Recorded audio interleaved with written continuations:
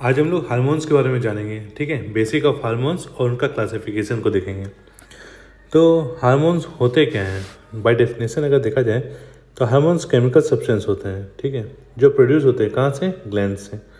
और प्रोड्यूस होने के बाद वो क्या करते हैं, ट्रेवल करते हैं वाया ब्लड स्ट्रीम में। They are release into blood stream में उनको रिलीज कर दिया जाता है। और फिर वो क्या करते हैं, डिस्टेंट साइट में जाते हैं, ट्रेवल करते हैं और टारगेट टिश्यूज और ऑर्गन्स के पास जाते हैं और वहाँ जाकर बाइंड करते हैं स्पेसिफिक रिसेप्टर्स के द्वारा, ठीक है। और बाइंड करने के बाद क्या करते हैं, बाइंड करने के बाद वो वहाँ पे फिजियोलॉजिकल प्रोसेसेस एंड बिहेवियर्स को रेगुलेट करते हैं, ठीक है। तो ये हुआ आपका डेफिनेशन ऑफ हार्मोन्स। क्या होते हैं hormones? Hormones are chemical substances, ये केमिकल सब्सटेंसेस जो प्रोड्यूस होते हैं ग्लैंड से in the body that regulates physiological processes and behaviour, physiological process को रेगुलेट करते हैं। ये केमिकल्स रिलीज होते हैं ब्लड स्ट्रीम में और ट्रेवल करते हैं डिस्टेंट साइट्स में, पहुंचते हैं टारगेट टिश्यू और ऑर्गन्स के पास और वहाँ पे जाके वो एक स्पेसिफिक रिसेप्टर के साथ बाइंड करते हैं और उसके बाद वो अपना इफेक्ट दिखाते हैं। तो ये हो गया हार्मोन का डेफिनेशन, ठीक है। अब क्लासिफिकेशन ऑफ हार्मोन्स। तो हार्मोन्स को बहुत सारा बेसिस पे क्लासीफाई किया गया है, ठीक है। मेनली हम लोग दो क्लासिफिकेशन पढ़ेंगे। सबसे पहला है जो कि स्ट्रक्चर्स के बेसिस में डिवाइड किया गया, based on structure, classification of hormone based on structure. तो स्ट्रक्चर के बेसिस में हार्मोन को कैसे डिवाइड किया गया है, क्लासीफाई किया गया है, अभी हम लोग वही देखेंगे। सबसे पहला जो है वो है अमीनो एसिड डेरिवेटिव। तो कुछ हार्मोन्स जो हैं वो अमीनो एसिड से बनते हैं, ठीक है। तो वो पहले हैं, जैसे सबसे पहला अमीनो एसिड एक है टायरोसिन और दूसरा है ट्रिप्टोफैन, ठीक है। टायरोसिन से कौन से हार्मोन्स बनते हैं? तो तीन हार्मोन हैं जो टायरोसिन से बनते हैं। सबसे पहला है T3, दूसरा है T4 और तीसरा है कैटेकोलेमिन्स। कैटेकोलेमिन्स क्या है? वो हार्मोन्स है जो एड्रिनल के मेडुला से बनते हैं। देखो एड्रिनल ग्लैंड जो है, एड्रिनल ग्लैंड जो है उसको दो भाग में डिवाइड किया गया है, ठीक है। बाहर वाला जो है उसको कॉर्टेक्स बोलते हैं और इनर साइड में जो है उसको मेडुला बोलते हैं, ठीक है। ये एड्रिनल ग्लैंड का डिवीज़न है, मतलब सुपरफिशियल डिवीज़न है। कॉर्टेक्स और मेडुला दो पार्ट में डिवाइड किया गया है। कॉर्टेक्स को बाद में देखेंगे, अभी मेडुला देखते हैं। तो मेडुला क्या होगा, inner most part of adrenal gland. वहाँ से जो हार्मोन्स निकलता है उसको क्या बोलते हैं, कैटेकोलेमिन्स। कैटेकोलेमिन्स कौन कौन से होते हैं? तो तीन कैटेकोलेमिन्स इंपॉर्टेंट है। कौन कौन से? एपिनेफ्रिन, नॉर एपिनेफ्रिन और डोपामिन, ठीक है। एपिनेफ्रिन को हम लोग एड्रेनलिन भी बोलते हैं, नॉर एपिनेफ्रिन को हम लोग नॉर एड्रेनलिन बोलते हैं और डोपामिन डोपामिन है, ठीक है। इसमें अगर मान लो पूछे कि सबसे ज़्यादा अमाउंट में कौन सा हार्मोन निकलता है, कौन सा कैटेकोलेमिन निकलता है, तो याद रखना एपिनेफ्रिन जो है ना वो मोस्ट एबंडेंट है, ठीक है। सबसे ज़्यादा एपिनेफ्रिन ही बनता है, उसके बाद नॉर एपिनेफ्रिन, उसके बाद डोपामिन, ये सीक्वेंस है। तो टायरोसिन से हम लोग देखें, टायरोसिन क्या है, एक अमीनो एसिड है। हम लोग पहला ग्रुप पढ़ने जा रहे हैं जिसका नाम है अमीनो एसिड डेरिवेटिव्स। और अमीनो एसिड डेरिवेटिव में दो अमीनो एसिड हम लोग को पढ़ना है, टायरोसिन और ट्रिप्टोफैन। टायरोसिन से कौन कौन बन रहा है? T3, T4, कैटेकोलेमिन्स। T3 T4 कहाँ पे काम आएगा? थायराइड ग्लैंड जब हम लोग पढ़ेंगे उसमें काम आएगा। और कैटेकोलेमिन्स कहाँ से निकलता है? एड्रिनल मेडुला से निकलता है, ठीक है। और कैटेकोलेमिन्स में कितने टाइप के हार्मोन आते हैं? तो एपिनेफ्रिन आते हैं, नॉर एपिनेफ्रिन आते हैं और डोपामिन आते हैं, ठीक है। सबसे ज़्यादा कौन सीक्रेट होता है? एपिनेफ्रिन सीक्रेट होता है। यहाँ तक क्लियर है? इसके बाद आता है सेकेंड अमीनो एसिड जिसका नाम है ट्रिप्टोफैन। ट्रिप्टोफैन से कौन सा हार्मोन बनता है? तो ट्रिप्टोफैन से बनता है, एक है सेरोटोनिन और दूसरा है मिलेटोनिन, ठीक है। तो दो हार्मोन बनता है ट्रिप्टोफैन से, सेरोटोनिन और मिलेटोनिन। सेरोटोनिन मिलेटोनिन के बारे में बहुत सारा बात है जो हम लोग को जानना है। सबसे पहला है कि सेरोटोनिन और मिलेटोनिन सेंट्रली एक्टिंग तो न्यूरोट्रांसमीटर है, सेंट्रली एक्टिंग न्यूरोट्रांसमीटर, और पेरिफेरी में ये हार्मोन्स की तरह काम करते हैं। सेंट्रली एक्टिंग मतलब ब्रेन में ये कैसे काम करते हैं? न्यूरोट्रांसमीटर की तरह काम करते हैं। और पेरिफेरी में ये हार्मोन की तरह काम करते हैं, ठीक है, सेरोटोनिन और मिलेटोनिन। अब एक क्वेश्चन आता है hormone of happiness. Hormone of happiness कौन सा है? तो वो है सेरोटोनिन, ठीक है। सेरोटोनिन बहुत लार्ज अमाउंट में सीक्रेट होता है हमारे जीआईटी में, गैस्ट्रिक सिस्टम में, गैस्ट्रोइंटेस्टिनल ट्रैक्ट में जो सीक्रेट करता है वो सेल्स का नाम है एंट्रोक्रोमैफिन सेल्स, ठीक है। ये वो सेल्स हैं एंट्रोक्रोमैफिन सेल्स जो कि जीआईटी में प्रेजेंट होते हैं और ये सेरोटोनिन को मोस्ट अबंडेंट अमाउंट में सीक्रेट करते हैं। सेरोटोनिन का एक और यूज़ है, ठीक है। सेरोटोनिन जो है वो एक और चीज़ कंट्रोल करता है हमारे बॉडी में, वो है स्लीप वेक साइकिल। तो जो हमारे बॉडी में स्लीप वेक साइकिल है उसको रेगुलेट करने का काम किसका है? सेरोटोनिन का है। यहाँ तक क्लियर है? नेक्स्ट, तो हम लोग पढ़ रहे हैं classification hormone based on structures. तो सबसे पहला हम लोग पढ़ें अमीनो एसिड डेरिवेटिव्स। अब सेकंड कौन सा हम लोग पढ़ने जा रहे हैं, विटामिन डेरिवेटिव्स। ठीक है, तो विटामिन डेरिवेटिव्स, दो विटामिन हैं जो हार्मोन्स की तरह काम करते हैं। कौन कौन है?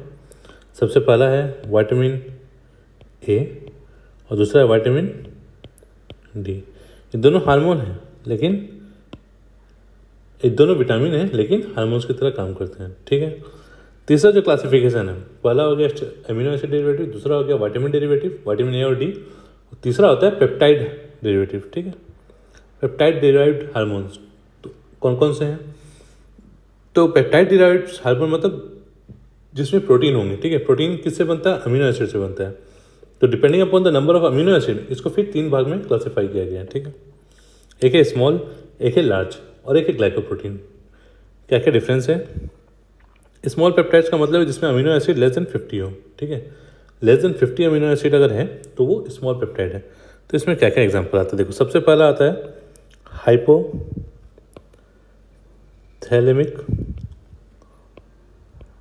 हार्मोन्स। जितने भी हार्मोन्स आपके हाइपोथैलेमस से रिलीज हो रहे हैं, जैसे CRH, GnRH, ठीक है, TRH, ये जो हार्मोन्स जो हाइपोथैलेमस से रिलीज हो रहे हैं वो सब कौन है? स्मॉल पेप्टाइड है। उसका सबका अमीनो एसिड का जो सीक्वेंस है वो कितना है? 50 से कम है। ठीक है, हाइपोथैलेमिक हार्मोन्स हो गया। दूसरा है posterior pituitary hormone. Posterior pituitary hormone में 2 हार्मोन हमको जानना है। सबसे पहला है ऑक्सीटोसिन और दूसरा है ADH, diuretic hormone, anti diuretic hormone. ठीक है, ये दोनों पोस्टीरियर पिट्यूटरी से रिलीज होते हैं और ये भी स्मॉल पेप्टाइड्स वाले ग्रुप में आते हैं। क्यों? क्योंकि इसमें अमीनो एसिड का जो सीक्वेंस है वो 50 से कम है। 3 हो गया। चौथा कौन होगा? देखिए, लार्ज पेप्टाइड में सबसे पहला जो है ना वो है एंटीरियर पिट्यूटरी हार्मोन्स। ठीक है, एंटीरियर पिट्यूटरी से जितने भी हार्मोन्स निकल रहे हैं वो सब कौन है? आपके लार्ज पेप्टाइड है, क्योंकि सब में 50 अमीनो एसिड से ज़्यादा नंबर होता है।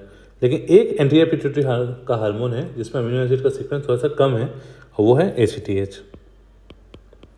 इसीलिए वो स्मॉल पेप्टाइड्स में आता है। ठीक है ACTH एंटीरियर पिट्यूटरी हार्मोन, लेकिन उसमें अमीनो एसिड का जो सीक्वेंस है ना वो है 39 अमीनो एसिड्स है। अब 39 अमीनो एसिड है तो उसको हम लोग लार्ज में तो नहीं रख सकते, क्योंकि लार्ज में क्राइटेरिया है मोर देन 50 होना चाहिए, स्मॉल में लेस देन 50 है, तो हम लोग स्मॉल में उसको ACTH को रख देते हैं। यहाँ तक क्लियर है? अब एंटीरियर पिट्यूटरी हार्मोन्स जो हैं वो आपके लार्ज पेप्टाइड हार्मोन है। यहाँ तक ठीक है। अब इसमें 2 हार्मोन के बारे में हम लोग को थोड़ा सा ज़्यादा जानना है। एक है ग्रोथ हार्मोन और दूसरा है प्रोलैक्टिन। तीसरा है इंसुलिन जो कि पैंक्रियास से सिक्रेट होता है, और चौथा और पांचवा है पायथार्मोन और रेनिन। ठीक है, किडनी से सिक्रेट होता है रेनिन। ठीक है, इसमें हम लोग को क्या जानना है कि ग्रोथ हार्मोन और प्रोलैक्टिन ये दोनों एंटीरियर पिट्यूटरी हार्मोन्स हैं। ठीक, तो ये लोग को हम लोग large amino acid, large peptide वाले ग्रुप में रखें। क्यों?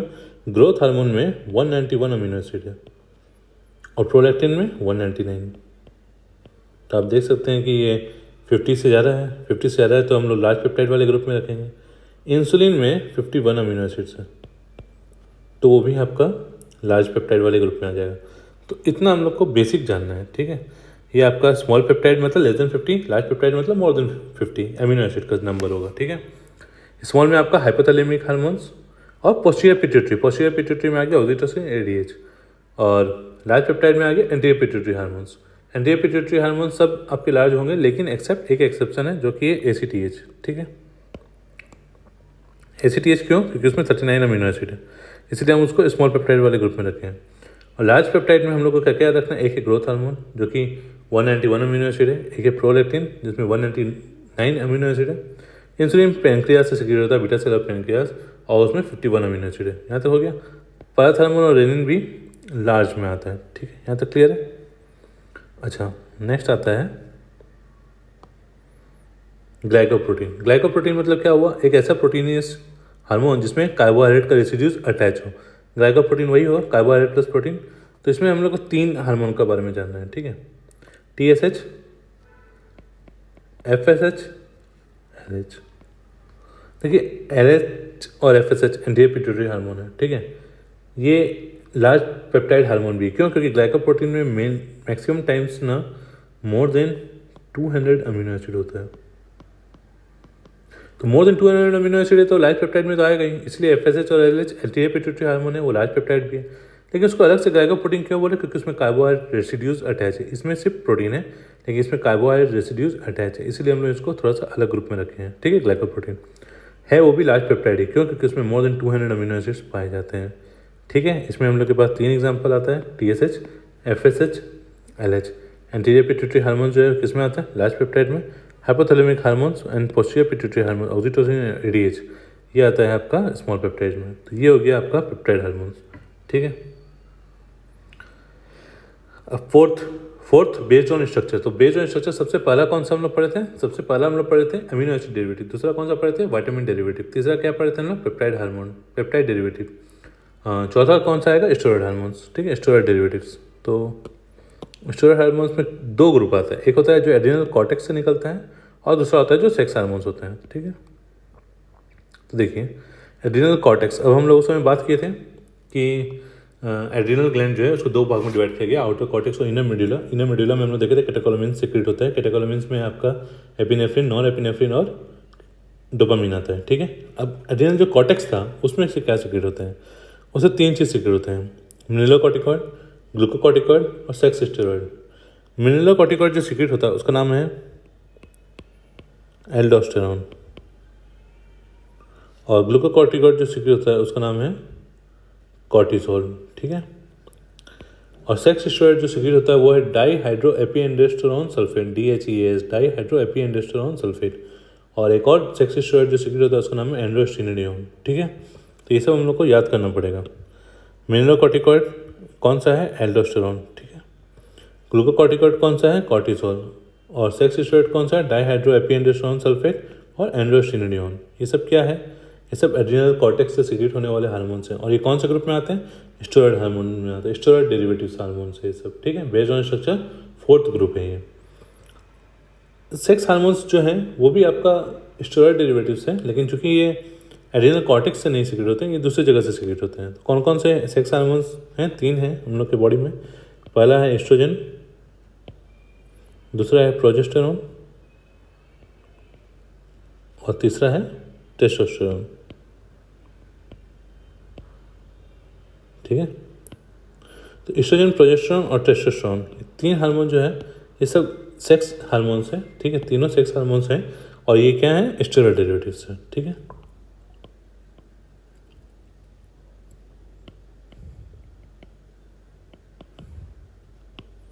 तो अब हम लोग एक रिवाइज कर लेते हैं जल्दी से कि हम लोग अभी तक क्या क्या पढ़े। तो हम लोग अभी तक पढ़े हैं कि हार्मोन्स जो हैं उनका डेफिनेशन देखें हम लोग क्या है, ये केमिकल्स हैं जो हमारे बॉडी में सीक्रेट होते हैं। कहाँ से सीक्रेट होते हैं, ग्लैंड से सीक्रेट होते हैं। सीक्रेट होने के बाद वो क्या करते हैं, ट्रैवल करते हैं। किससे ट्रैवल करते हैं, वाया ब्लड। ट्रैवल करने के बाद क्या होता है, ये डिस्टेंट साइट्स में जाते हैं, वहाँ पे बाइंड करते हैं टारगेट से, और फिर बाइंड करने के बाद क्या करते हैं, फिजियोलॉजिकल या बायोकेमिकल इफेक्ट्स दिखाते हैं। ठीक है क्या, तो ये हो गया आपका हार्मोन का डेफिनेशन। हार्मोन्स क्या हैं, हार्मोन्स केमिकल्स हैं जो सीक्रेट होते हैं ग्लैंड से। सीक्रेट होने के बाद क्या करते हैं, ट्रैवल करते हैं वाया ब्लड। कहाँ जाते हैं, डिस्टेंट साइट में जाते हैं, और वहाँ जाके क्या करते हैं, बाइंड करते हैं टारगेट से वाया देयर रिसेप्टर्स। ठीक है, और बाइंड करने के बाद क्या करते हैं, फिजियोलॉजिकल और बायोकेमिकल इफेक्ट्स को दिखाते हैं। ये हो गया डेफिनेशन। इसके बाद हमने पढ़ा है टाइप्स ऑफ हार्मोन। तो टाइप्स ऑफ हार्मोन पहला हम लोग जो पढ़े हैं वो है बेस्ड ऑन स्ट्रक्चर। तो बेस्ड ऑन स्ट्रक्चर हमारे पास कितना तरीके का हार्मोन हम लोग बांटे थे। सबसे पहला हम लोग पढ़े थे amino acid derivatives. Amino acid derivatives में हम लोग पढ़े थे कि 2 अमीनो एसिड है, टायरोसिन और ट्रिप्टोफैन। टायरोसिन से क्या बना था, T3, T4 और कैटेकोलेमिन्स, और ट्रिप्टोफैन से क्या बना था, मेलेटोनिन और सेरोटोनिन। अमीनो एसिड डेरिवेटिव्स हो गया था। उसके बाद अमीनो एसिड डेरिवेटिव्स पढ़ने के बाद हम लोग दूसरा जो ग्रुप पढ़े थे वो क्या था, विटामिन डेरिवेटिव्स। ठीक है, विटामिन डेरिवेटिव्स में हम लोग क्या पढ़े थे, विटामिन ए और डी, 2 हो गया। तीसरा हम लोग क्या ग्रुप पढ़े थे, विटामिन डेरिवेटिव्स के बाद क्या पढ़े थे हम लोग, पेप्टाइड्स। पेप्टाइड्स में हम लोग देखे थे, हम लोग के पास 3 था, स्मॉल पेप्टाइड्स, लार्ज पेप्टाइड और ग्लाइकोप्रोटीन, ठीक है। उन लोग का एग्जाम्पल हम लोग देखे थे, याद है हम लोग को। फोर्थ जो ग्रुप था वो था स्टेरॉयड डेरिवेटिव्स। स्टेरॉयड में हम लोग देखे थे कि एड्रिनल कॉर्टेक्स से निकल रहा था 3, कौन कौन सा, ग्लूकोकॉर्टिकॉइड, मिनरलोकॉर्टिकॉइड और सेक्स स्टेरॉइड्स। और एक और स्टेरॉयड डेरिवेटिव है जो कि है सेक्स हार्मोन्स। सेक्स हार्मोन्स में क्या क्या आ रहा था, 3 तो आ रहा है, एस्ट्रोजन, प्रोजेस्टेरोन और टेस्टोस्टेरोन, ठीक है। ये हो गया बेसिक जितना हम लोग देखें अभी तक, ठीक है।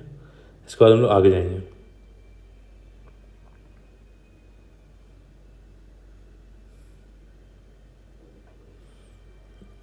अब हम लोग पढ़ने जा रहे हैं based on mechanism of action, ठीक है। तो हम लोग पढ़ें कि बेस्ड ऑन स्ट्रक्चर हार्मोन का क्लासिफिकेशन तो हम लोग देख लिए हैं। अब हम लोग देखने जा रहे हैं based on mechanism of action, किस तरीका से हार्मोन काम करता है ना, उसके बेसिस में भी हम लोग हार्मोन को डिवाइड किए गए हैं। तो इस बेसिस में हम लोग 2 तरीका से हार्मोन को डिवाइड करते हैं, ठीक है। कौन कौन सा है, एक है ग्रुप 1 और दूसरा है ग्रुप 2, ठीक है।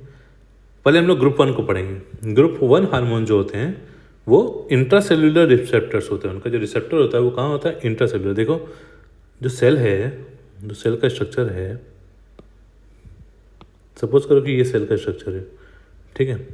अब इसमें सेंटर में क्या होता है, न्यूक्लियस। ये न्यूक्लियस है और ये क्या है, ये सेल मेम्ब्रेन है, ठीक है।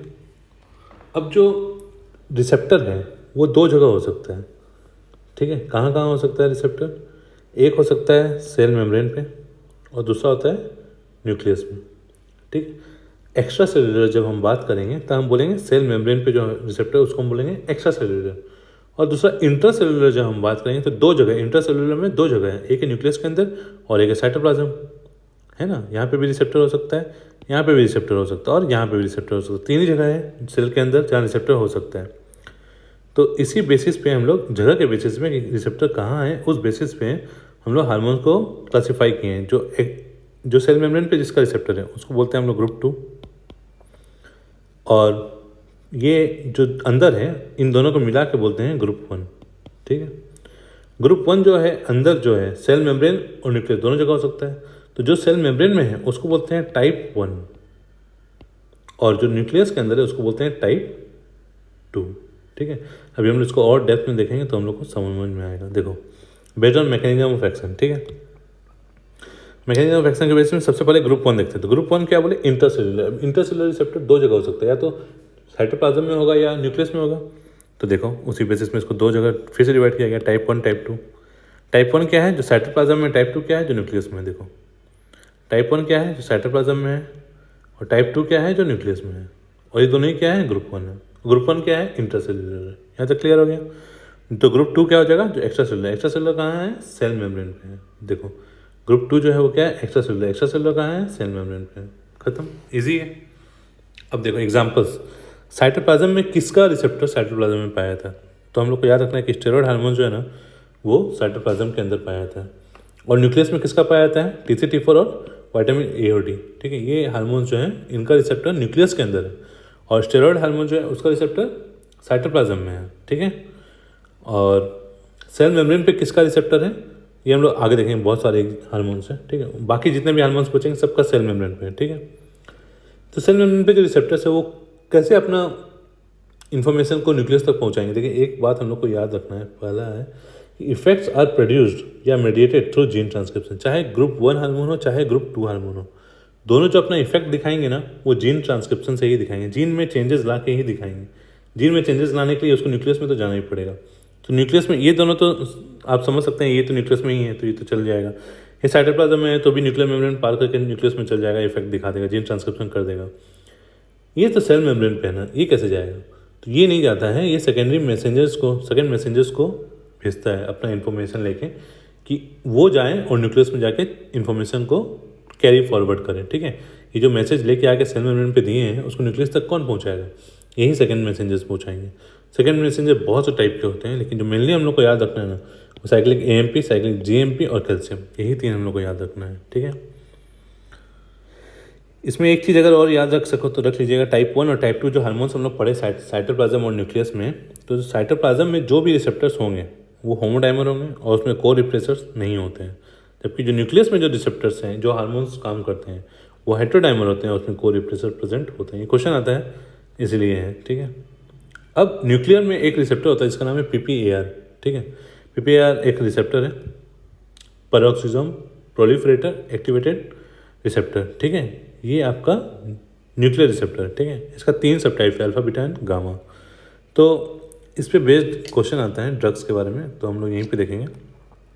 PPAR अल्फा अगर एगोनिस्ट है तो वो ड्रग जो हम लोग यूज़ करते हैं वो है क्लोफिब्रेट, और इसका हम लोग यूज़ कहाँ करते हैं, ट्राइग्लिसराइड लेवल को कम करने के लिए। तो ट्राइग्लिसराइड लेवल अगर मान लो 400 से ज़्यादा है किसी पेशेंट में, तो हम लोग उसको क्लोफिब्रेट देंगे।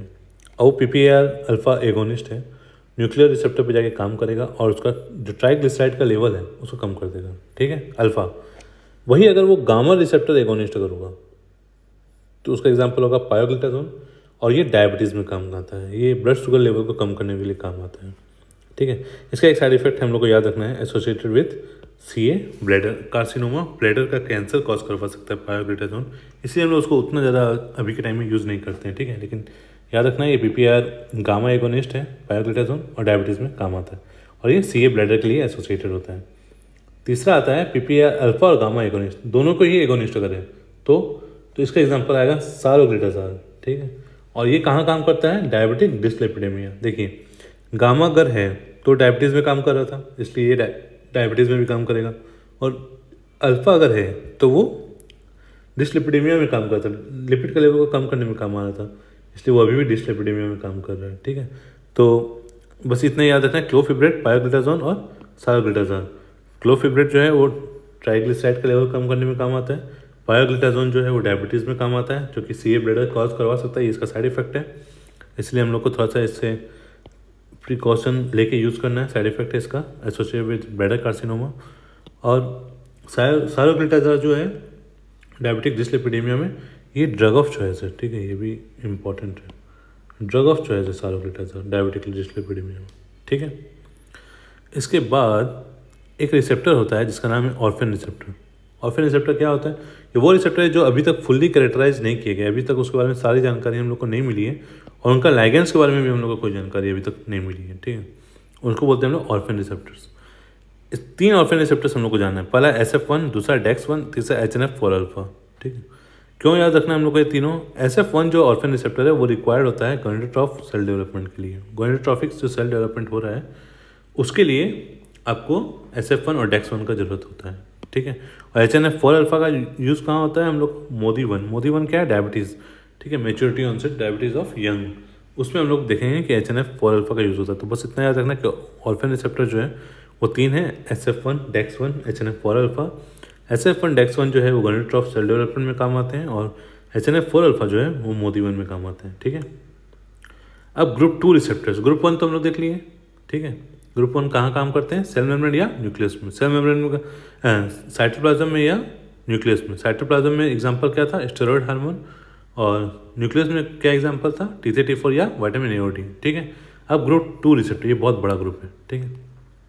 ग्रुप 2 हम लोग कहाँ देखें, ये सेल मेम्ब्रेन पे काम करता है, ठीक है, सेल मेम्ब्रेन पे काम करता है, और फिर अंदर क्या छोड़ देता है, सेकेंडरी मैसेंजर्स। सेकेंडरी मैसेंजर्स के बेसिस पे ग्रुप 2 रिसेप्टर्स को 4 पार्ट में डिवाइड किया गया है, ठीक है।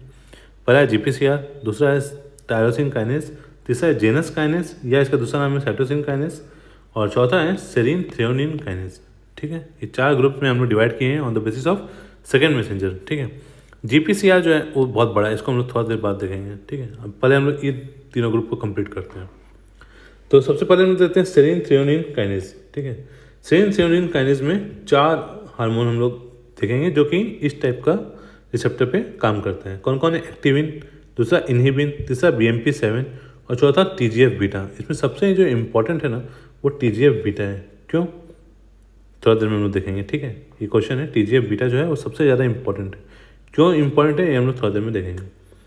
दूसरा है जेनस काइनेस, जेनस काइनेस या फिर इसका दूसरा नाम है साइटोसिन काइनेस। इसका एग्जाम्पल क्या आता है, प्रोलैक्टिन और ग्रोथ हार्मोन और इरिथ्रोपोएटिन, ठीक है। इरिथ्रोपोएटिन किडनी से हो रहा है रिलीज, प्रोलैक्टिन और ग्रोथ हार्मोन जो है वो एंटीरियर पिट्यूटरी से रिलीज हो रहा है, ठीक है। हम लोग थोड़ा देर पहले देखे थे ग्रोथ हार्मोन और जो प्रोलैक्टिन है कौन से ग्रुप से बिलोंग करता है, ये पेप्टाइड ग्रुप से बिलोंग करता है। कौन सा peptide, large peptide.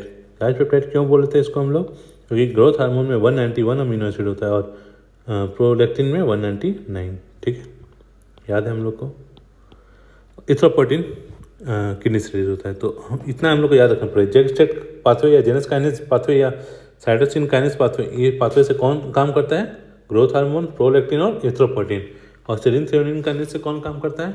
Activin, inhibin, BMP7 और TGF बीटा। इंपॉर्टेंट क्या है? TGF beta. ठीक, ये इंपॉर्टेंट है, इसको भूलना नहीं है। अब हम लोग देखेंगे टायरोसिन काइनेस। टायरोसिन काइनेस से कौन काम करता है? इंसुलिन। मोस्ट कॉमन जो हम लोग क्वेश्चन जो आता है वो है इंसुलिन। इंसुलिन कहाँ से काम करता है? टायरोसिन काइनेस से। इसके अलावा जितने भी ग्रोथ फैक्टर्स हैं वो सब कहाँ से काम करते हैं? टायरोसिन काइनेस से। जैसे IGF insulin like growth factor, EGF epidermal growth factor, FGF fibroblast growth factor, TGF। ठीक है, अब देखिए जितने भी ग्रोथ फैक्टर हैं वो सब कहाँ से काम करते हैं? टायरोसिन काइनेस से। जैसे TGF अल्फा। ठीक है, अभी क्या हम लोग पढ़े थे? TGF बीटा कहाँ से काम करता है? सेरिन थ्रेयोनिन काइनेस से। तो बस यही एक चीज़ क्वेश्चन जो है वो इम्पोर्टेंट है कि जितने भी ग्रोथ फैक्टर्स हैं वो सब टायरोसिन काइनेस से काम करते हैं, एक्सेप्ट, तो उस एक्सेप्ट का आंसर है TGF बीटा। वो कहाँ से काम करता है? सेरिन थ्रेयोनिन काइनेस से। ठीक है, ये एक क्वेश्चन है, इंपॉर्टेंट क्वेश्चन है, इसलिए याद रखना है। जितने भी ग्रोथ फैक्टर्स हैं सब कहाँ से काम करते हैं? टायरोसिन काइनेस से। मेन कौन हार्मोन है जो टायरोसिन काइनेस से काम करता है? इंसुलिन। जितने भी ग्रोथ फैक्टर्स हैं सब टायरोसिन काइनेस से काम करते हैं, एक्सेप्ट TGF बीटा। वो कहाँ से काम करता है? सेरिन थ्रेयोनिन से। सेरिन थ्रेयोनिन से और कौन काम करता है? Inhibin, activin, BMP7। Genus kinase का दूसरा नाम क्या है? Cytosine kinase. उसमें कौन काम करता है? Prolactin, growth hormone, erythropoietin. Growth hormone का कितना अमीनो एसिड है? 191। प्रोलैक्टिन में 199। ये दोनों कौन से ग्रुप से बिलोंग करते हैं? लार्ज पेप्टाइड ग्रुप से बिलोंग करते हैं। ठीक है, इतना सब चीज़ क्लियर है। अब जो लास्ट चीज़ हम लोग का बचता है ना वो है GPCR। ठीक है, GPCR के बारे में 2 लाइन हम लोग को पहले याद रखना है। सबसे पहले GPCR जो है ये है GPCR ग्रोथ जी प्रोटीन कपल रिसेप्टर। ठीक है, तो ये कैसे होता है? देखिए, ये अगर मान लो कि सेल मेम्ब्रेन है, सपोज करो ये सेल मेम्ब्रेन है, तो उसमें ये रिसेप्टर जो है ना वो इस तरीक़ा से होता है। ठीक है, ये सेल मेम्ब्रेन अगर मान लो रेड कलर का सेल मेम्ब्रेन है, तो ब्लू कलर का जो है वो क्या है? GPCR receptor. तो अब आप देख रहे हैं कि ये सेल मेम्ब्रेन को 1 2 3 4 5 6 7 बार ट्रांसफर्स करता है, इसलिए इसका नाम है 7 ट्रांस मेम्ब्रेन रिसेप्टर। कौन है 7 ट्रांस मेम्ब्रेन रिसेप्टर? GPCR। क्यों इसको 7 ट्रांस मेम्ब्रेन रिसेप्टर बोलते हैं? क्योंकि ये मेम्ब्रेन रिसेप्टर तो है, क्योंकि सेल मेम्ब्रेन में पाया जाता है। 7 ट्रांस क्यों बोले? क्योंकि ये 7 टाइम्स सेल मेम्ब्रेन को कर्ल करता है। ठीक है, ट्रांसवर्स करता है। ठीक है, इसका एक और नाम है और वो है सर्पेंटाइन रिसेप्टर। ठीक है, सर्पेंटाइन। सर्पेंटाइन क्यों बोल रहे हैं? सर्पेंटाइन का मतलब होता है स्नेक लाइक। तो देखो जब ये इस तरीक़ा से ऐसे रहता है तो ये स्नेक जैसा लग रहा है ना, इसलिए इसका नाम सर्पेंटाइन रिसेप्टर है। ठीक है, सर्पेंटाइन रिसेप्टर हो चाहे ट्रांस मेम्ब्रेन रिसेप्टर हो, 7 ट्रांस मेम्ब्रेन रिसेप्टर हो, ये सब नाम किसका है? GPCR का है। ठीक है,